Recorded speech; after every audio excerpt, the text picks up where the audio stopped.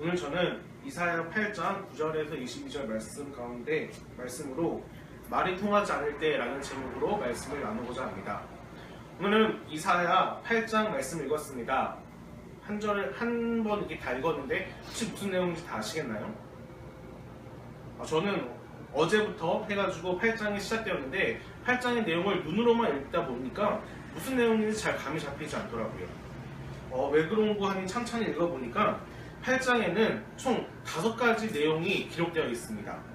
제가 구분지어서 설명해드리자면 1절부터 4절까지는 북이스라엘에 대한 멸망이 기록되어 있습니다. 5절에서 10절까지는 남유다의 안전에 대한 약속이 기록되어 있습니다. 11절에서 15절까지의 말씀은 남유다에 대한 경고이고 16절에서 18절까지는 봉인된 말씀입니다.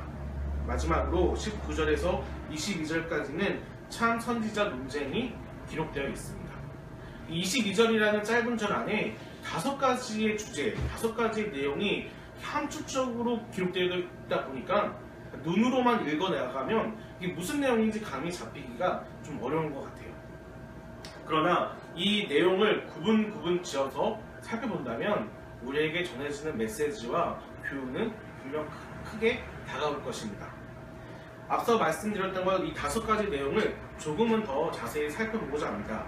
첫 번째, 북이스라엘의 멸망입니다. 하나님께서는 아수르라는 이방 민족을 일으켜 세우셔서 북이스라엘을 멸망시킬 것이라고 말씀하셨습니다. 그 이어서 남유다에게는 희망적인 메시지를 예언하십니다. 북이스라엘이 아수르에 의해 멸망할 것이지만 저 아수르는 남유다를 멸망시키지 못할 것이다. 하나님께서 남유다를 지켜주시고 보호하실 것이기 때문에 너희는 두려워하지 말고 걱정하지 말아라 라는 내용이 이어집니다. 또 11절에서 15절까지 있는 남유다에 대한 경고입니다. 그러니까 너희는 저 북이스라엘을 보고 배워서 그들을 타산지석으로 삼아 그들처럼 멸망당하지 않도록 조심해라. 그리고 16절에서 18절까지는 지금까지 알려주신 이 말씀과 예언들을 봉인하라고 이사야에게 명령하십니다. 마지막으로 이사야에게 그리고 하나님의 제자들에게 사람들이 말합니다. 당신들은 가짜 선지자이고 그 예언은 거짓말이다. 그러자 이사야가 이렇게 말합니다. 그렇게 말하는 너희야말로 하나님의 말씀이 성취되는 것을 보지 못할 것이다 라고 서로가 가짜라고 말을 합니다. 마치 갈멜산에서 바알 선지자와 싸웠던 엘리야의 모습이 연상되어집니다. 이 5가지 내용을 일일이 살펴보면 좋겠지만 저는 오늘 16절에서 18절까지의 말씀, 봉인된 말씀 이 내용을 가지고 말이 통하지 않을 때 라는 제목으로 말씀을 나누고자 합니다. 저는 오늘 이 말씀을 읽으면서 참 의아한 것이 있었어요. 앞에 북이스라엘에 대한 멸망, 남유다에 대한 희망에 대한 예언들이 잘 기록되어 있는데 왜 하나님께서는 이 내용들을 가서 말하라고 시키지 않으시고 봉인하라고 하셨을까요? 왜 이것을 봉함하고 비밀로 붙였을까요? 내용들을 보면 굉장히 중요한 내용입니다. 나라가 멸망한다는 내용이에요. 나라가 안전할 거라는 예언입니다. 이 내용들을 빨리 전해야 하지만 북이스라엘이 회개해서 돌이키든지 아니면 남유다가 그 생활을 안정적으로 유지하든지 할 텐데 하나님께서 이것을 비밀로 만드셨다는 거죠. 저는 그렇게 생각이 들었습니다. 차라리 비밀로 하실 거 그냥 아예 처음부터 말씀하시지 마시지. 어차피 사람들에게 안 알리실 거 어떻게 굳이 이사야에게 알려주셨을까? 저는 그 의아함이 들었습니다. 그리고 과연 하나님의 심중은 하나님의 뜻은 무엇인지 생각이 들더라고요. 하나님께서는 왜 이 말씀들을, 이 예언들을 봉인하라고 하셨을까요? 왜 비밀로 붙이셨을까요? 16절에 보면 하나님께서 봉인하라는 말씀이 있습니다. 16절 앞에 보면 너는 이 증거의 말씀을 봉함하라 라고 말씀하십니다. 이 증거의 말씀은 히브리어로 본다면 반복적인 그런 내용이에요. 그러니까 단 한 번 하나님께서 북이스라엘과 남유다에게 자신의 뜻과 자신의 생각과 그리고 이 말씀들을 한 번만 알려주신 것이 아니라 계속해서 반복적으로 알려주셨죠. 너희들은 그런 죄를 지으면 안 돼. 우상을 섬기면 안 되고 이방 민족을 의지해서는 안 돼. 나를 믿고 나를 의지하고 나만 섬겨야 돼. 라고 계속해서 반복적으로 북이스라엘과 남유다에게 하나님의 말씀을 증거해 주셨어요. 그런데 그 북이스라엘과 남유다는 하나님의 반복적인 그 말씀을 제해버리고 버리고 자신들이 원하는 삶으로, 자신이 뜻하는 삶으로 살기를 계속해서 유지했죠. 그러자 하나님께서는 그것을 아예 봉인해버리신 거예요. 그래, 내가 더 이상 너희들에게 내 말을 알려주지 않을 거야.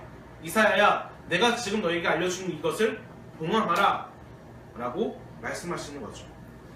그렇다면 누구에게, 어디에 이 말씀을 봉인하라고 하셨을까요?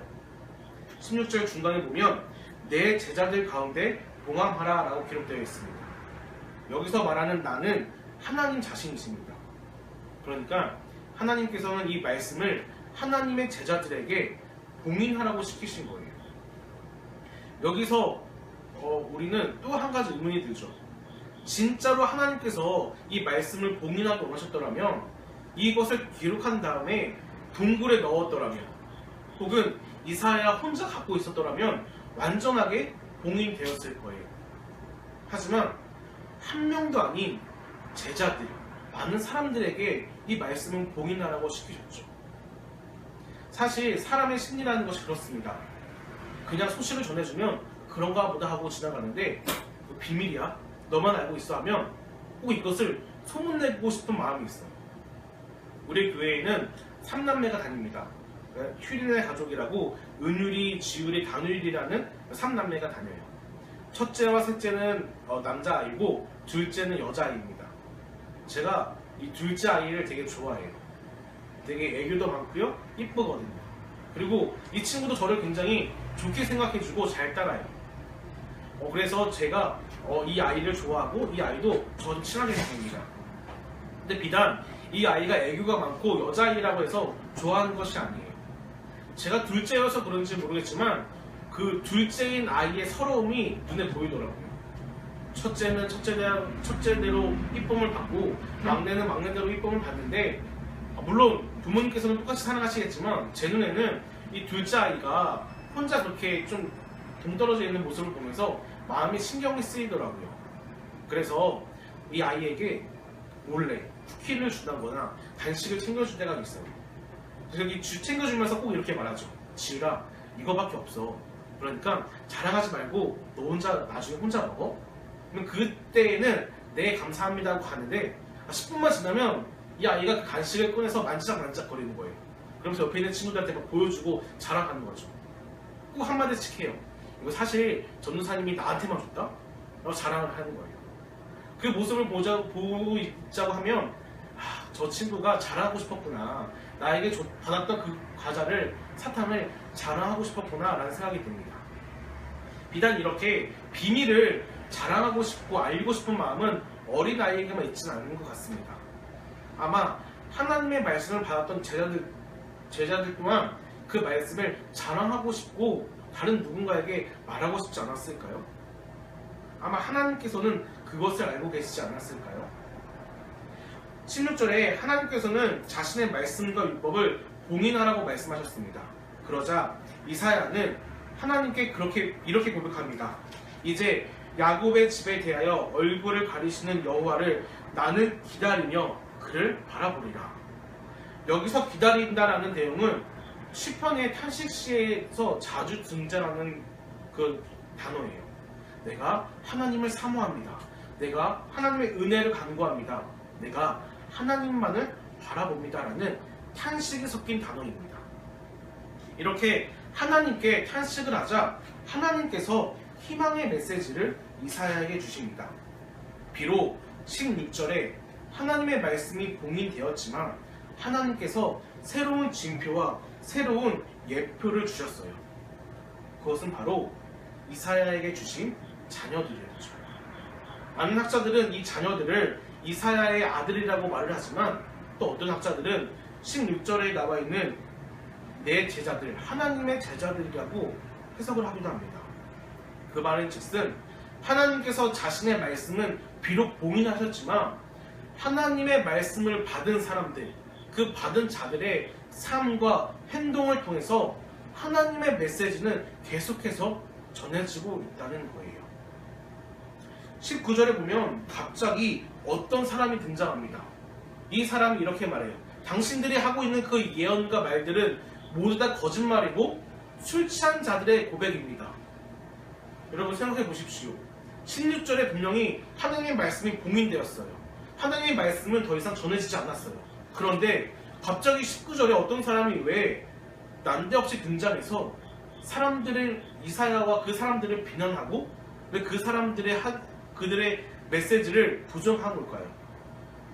아마도 이사야의 입에서 나온 말을 부정한 것이 아니라 이사야와 하나님의 제자들과 그들의 삶을 통해 나타나는 하나님의 메시지를 부정한 것이라고 생각되었습니다. 저는 이 말씀을 읽으면서 우리 커피와 교회가 그런 교회가 되었으면 좋겠어요. 이 세상이 더 이상 하나님의 말씀으로 받아들이지 않습니다. 하나님의 말씀의 권위가 더 이상 권위가 있지 않습니다. 그럴 때 우리는 어떻게 해야 할까요? 하나님의 말씀이 통하지 않을 때 우리는 어떻게 해야 할까요? 이제는 그 말씀을 우리가 고백함과 동시에 말씀을 받은 우리가 삶과 행동을 통하여 하나님의 메시지를 증거해야 합니다. 말이 통하지 않을 때 분명 그때가 있습니다. 하나님의 말씀이 통하지 않을 때가 있습니다. 그때 우리가 해야 할 것은 우리 삶을 통하여 하나님의 말씀과 메시지를 증거해야 한다는 것입니다. 우리 커피와 교회가 저와 여러분은 우리의 삶을 통하여 하나님의 말씀과 하나님의 메시지를 증거하는 우리가 되기를 간절히 소원합니다.